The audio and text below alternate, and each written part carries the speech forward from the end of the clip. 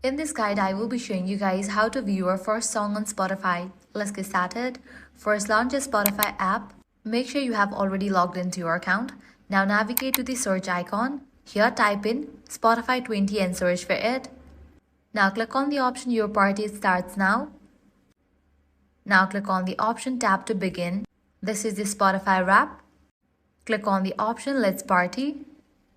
Then click on the option Next. Here you're going to find out the number of songs that you have listened in your Spotify.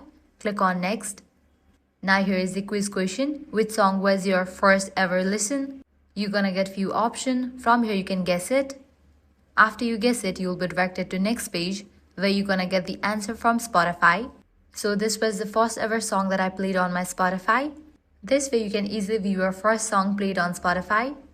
So that's it. If this guide was helpful, do not forget to like, share and subscribe.